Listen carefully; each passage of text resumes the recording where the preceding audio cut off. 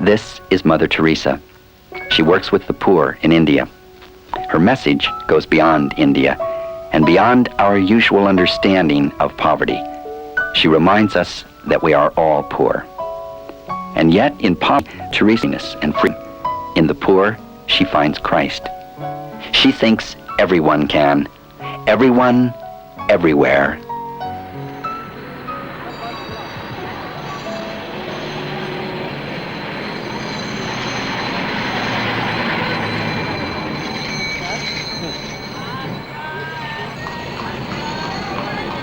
A few months ago, we went out in Calcutta and we picked up 4 or 5 people from the street. And we took them to our home for the dying. One of them was in a very bad condition. So I told the sisters, I'll take care of her. And I did for her all that my love could do. When I put her in bed, she took hold of my hand. And there was such a wonderful smile in her face. She said one word, thank you, and she died. She gave me much more than I gave her. She gave me her grateful love.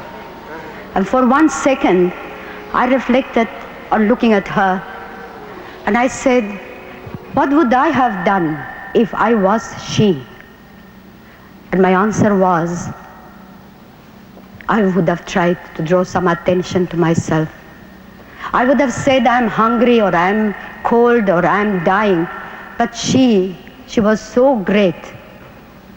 She was so beautiful in her giving. The poor are great people.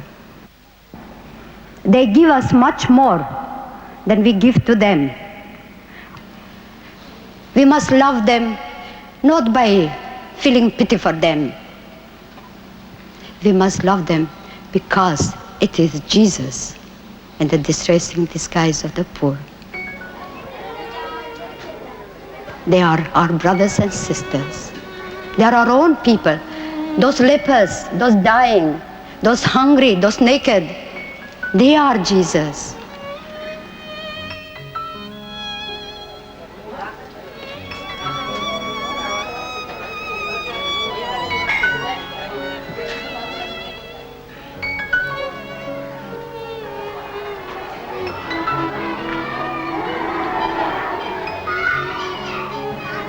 That is why I say that our sisters and brothers, the missionaries of charity, are not social workers. They are contemplatives right in the heart of the world. They want to feel that freedom of poverty that comes of choice. We want to know, to understand the poor, we must know what is poverty.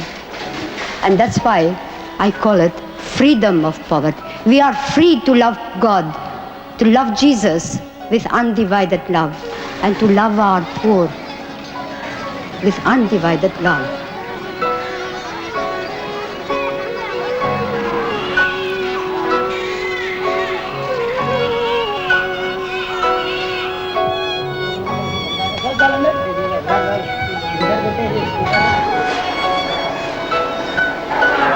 You are my brother, my dear brother, my dear brother.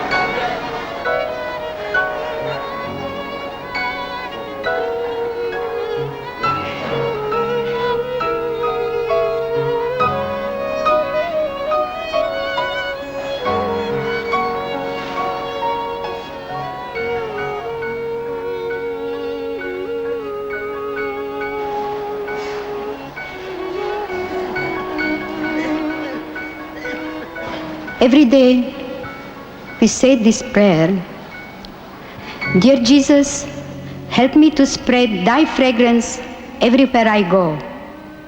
Flood my soul with thy spirit and life. Penetrate and possess my whole being so utterly that all my life may only be a radiance of thine. Shine through me and be so in me that every soul I come in contact with may feel thy presence in my soul. Let them look up and see no longer me, but only Jesus. Stay with me, and then I shall begin to shine as you shine, so to shine as to be a light to others. Our sisters and brothers, to be able to do what they are doing, to live the life as they are living. We need our lives to be woven with the Eucharist. That's why we begin our day with Jesus and the Holy Eucharist. We receive Jesus himself in that bread, the bread of life. And he gives us that beautiful opportunity to give him in return.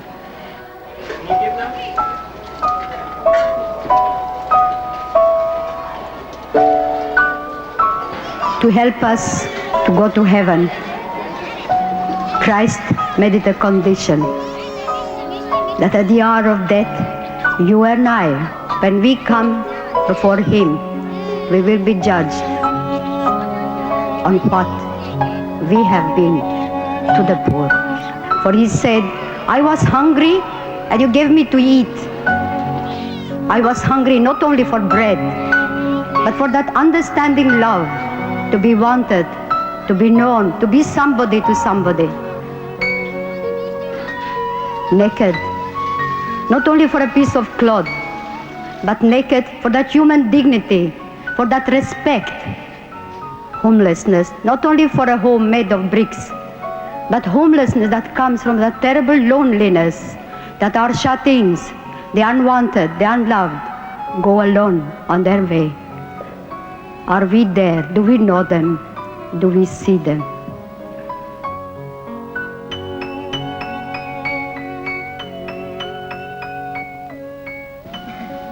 I visited a home, one of the best homes in England. Our sisters are there working. I don't know, but I've never seen so much beautiful things and so much wonderful things in a home like I saw in that home. And yet, there was not a single smile on the faces of those people. All these old people, they were all looking towards the door. And I asked the sister in charge, and I said, Sister, why are they like that? Why are they not smiling?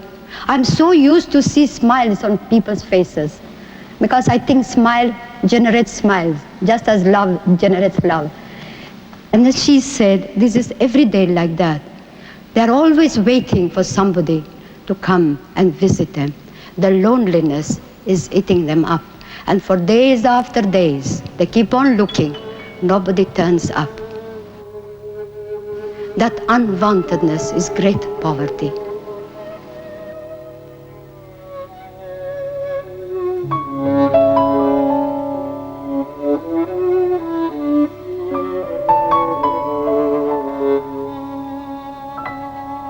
Do we really know our poor? Do we really know the poor in our own house, in our own family? Maybe we are not hungry for a piece of bread. Maybe our children, our husband, our wife are not hungry, are not naked, are not homeless. But are you sure that there is no one there who feels unwanted, unloved? Where are your old father and mother? Where are they?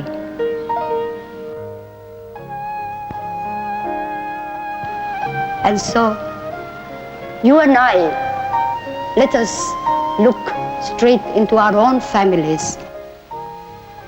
For love begins at home.